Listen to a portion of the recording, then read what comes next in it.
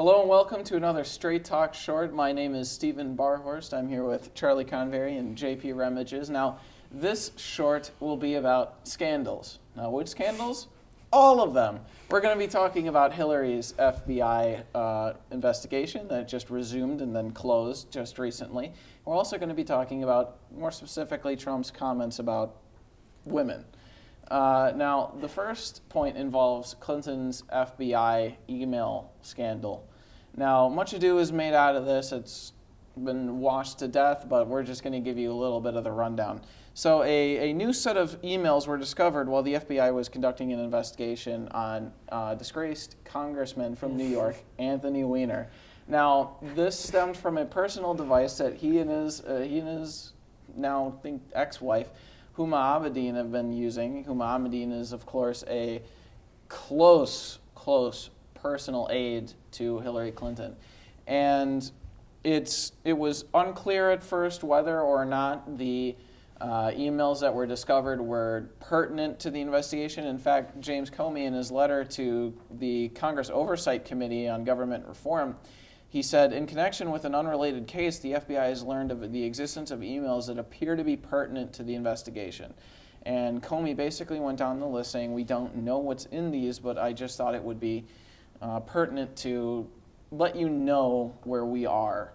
And just recently, this case closed. They found nothing in the emails. Most of them were just copies of stuff that they'd already found, and others were personal correspondences.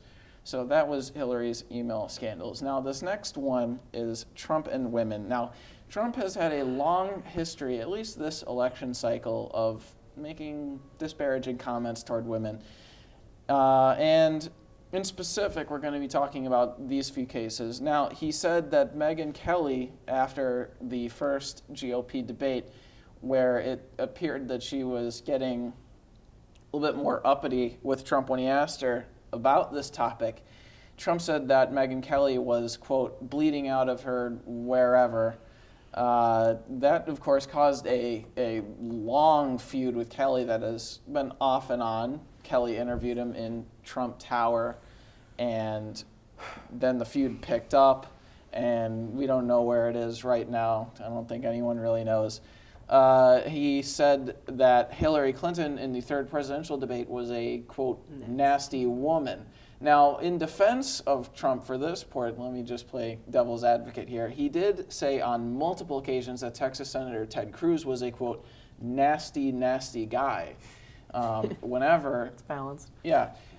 So it's possible that he just swapped a bit of the pronouns per se. Now, he also said that no one would vote for Carly Fiorina. Carly Fiorina was the one-time presidential candidate and CEO of Hewlett Packard. That no one would vote for her because, quote, look at that face. Would anyone vote for that? Can you imagine that? The face of the president. Carly Fiorina since went on to be a prominent conservative voice and was even the vice presidential pick for Texas Senator Ted Cruz until he dropped out. And then he has, before even this election cycle, he has long mocked and derided Rosie O'Donnell. The comments are out there. They're plain and simple for everyone to see. It's a lot of nasty stuff. They've been feuding before this election began, and they'll continue to feud after it's over. He also said that Alicia Machado, the former Miss Universe pageant winner, claimed that Trump called her, quote, Miss Piggy, when allegations were brought up that maybe she was packing on the pounds, that she was getting too fat. Now, Trump went on to say that he was caring for her health. I don't know how that works, but it's the alibi he used. Now, both of these scandals, whether it's Trump's comments about women or it's Hillary's email saga, are both very, very troubling when it comes to not just the conduct of the president, but the character of the president. The character of the president was something that we discussed, at length in one of our other shorts in our other conversations. So how troubling are these to you? Charlie, we'll start. Well, I think the worst thing out of all this is that this has really just become the norm for this election. Is that, if you look on, the internet or in the news and it's like, oh, Trump calls women Said blank. something else. It's not new anymore. Like, I'll be like, yeah, that's what I expected.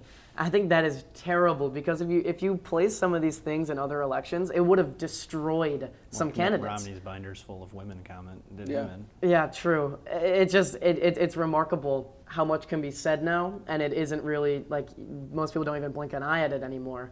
And the fact that, not only has Donald Trump been accused of 12 different women for sexual assault, but he then came out and said that they aren't pretty enough for him to sexually assault them.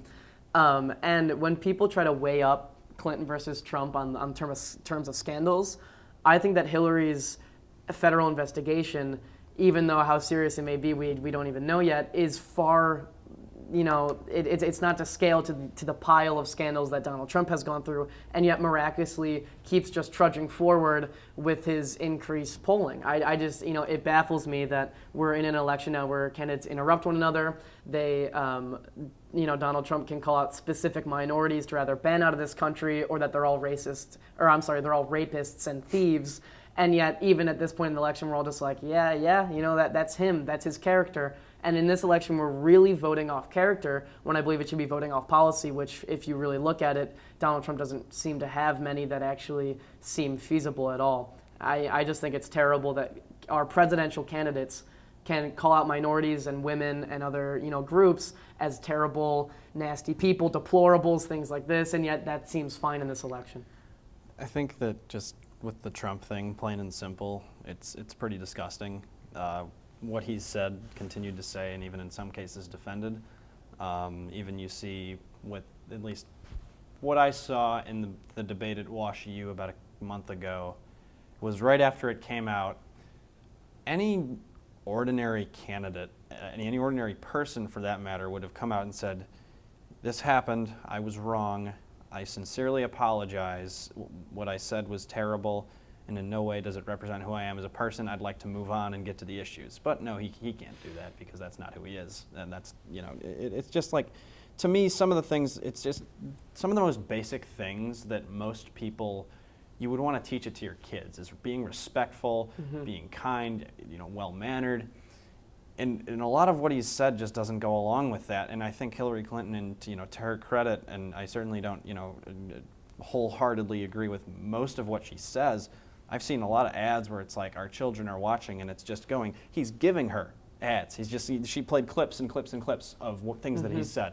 And I've been largely, not in favor of negative campaigning for a long time, but I found myself staring at the TV and I'm almost just in disbelief. I'm like, yeah, he actually said these things. And she just interjects like in every, third clip and said, is this really what he wants? You want our children to be, learning from their president? And to her credit, that's a very effective tool.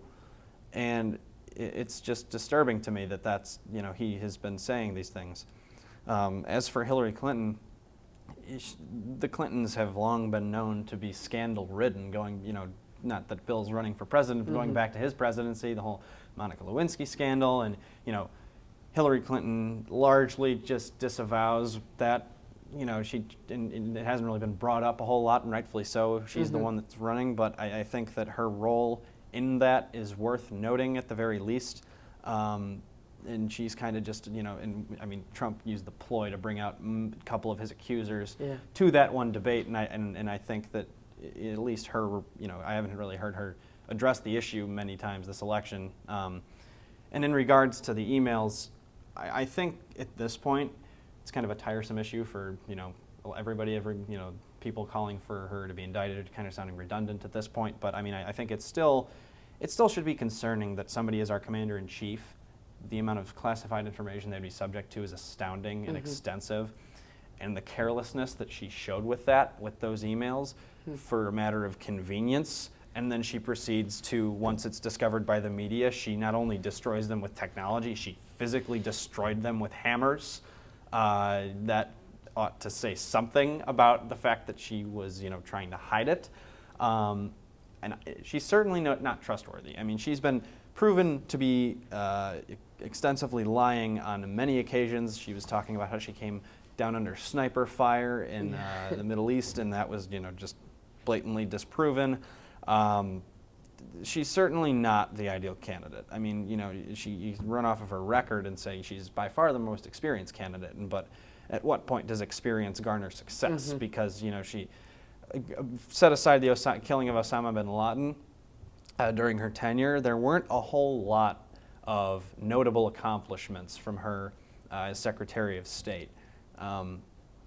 It's a very, like you said, troubling that this is kind of what we've come to expect out of our election. And I've said this before, any other candidate, I think, maybe give or take a few, the Republicans would have had this maybe in a Reagan-esque landslide, but it's just bizarre. I mean, I think in regards to the emails, it's hugely, it definitely says something about her, the fact that she even went to physically destroy them after she had been caught. But in going back to the kind of like slam campaign, I was in Florida this past weekend, and every other commercial was one of a woman dressed up as Hillary kissing a sledgehammer and smashing a laptop, and then proceeding to go into a dance party with people dressed up as terrorists. I thought, and then of course at the end it was like, paid for by Donald Trump, and he's like, I approve. Yeah. I thought it was just very funny to see that we're kind of even going down to this level, because the worst ones I'd ever seen were people bringing up actual things about the candidates, rather policy or things they've said that are bad, and then yet we're going down to people even dressing up as them and dancing with terrorists. But then like going back, it seems though Hillary has lied under oath, like you've said, the things Donald Trump says have also been equal to that. I mean, he said that he saw Muslims dancing in the streets as he watched from Trump Tower, the Twin Towers fall, when one, he was in Jersey City at the time, two, you can't see the World Trade Centers where they were from where Trump Tower is. A lot of things just don't add up with many of both candidates' statements.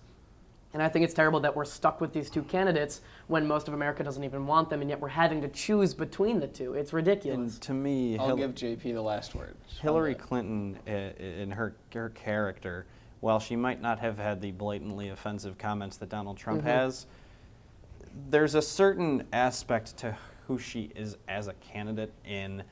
It seems like she just takes upon the role of whatever is convenient to get her elected. And while what I'm about to say is very, very, not really in detail to this campaign, but, we all know the Cubs were in the World Series recently, and she grew up on the north suburbs of Chicago. And I read an article from CNN that said, verbatim, essentially, while I grew up going with my dad to Cubs, this is Hillary Clinton, while I grew up going to Cubs games with my dad, when I moved to New York, I couldn't stay hitched on a losing team, so I became a Yankee fan. Which, as a Cub fan myself, just electoral, process aside, is just, it's very, when I see her, in a political rally, I've always been a Cub fan, and, there was a picture she posted, on her private jet, on her campaign jet, and, watching Game 7 or whatever. It's like, the fact that she's playing this card while it's convenient, I would not have been surprised to see her campaigning in Ohio with an Indians hat on. And there's been rumors, she goes to the South, she just develops a Southern drawl, and she goes to New York and she gets her New York accent back, and she's from Chicago, she gets her Chicago accent back. That, while it might be a small detail, I think reflects on her lack of what's the word I'm looking for? Just she changes all the time, and she claims that she's, I've always supported same-sex marriage when there's footage of her from 10 years ago. It begs the question: what's worse, someone who shapeshifts into whatever's liked, or someone who certainly not defending Trump? No. I mean, I'm not trying to defend Clinton, but what's worse, someone who tries to shapeshift into whatever's liked, or someone who isn't liked but just stays with what they are? Yeah. I mean, that's what we're stuck with. There you have it, folks. Lies, intrigue, political expediency, and who knows what's in store for the next 4 years? I don't. Well, we'll have fun covering it, at least. I hope. Thank you all for joining us for this Straight Talk Short. When we would like to be the first to welcome you back to your scheduled election night coverage. Good night.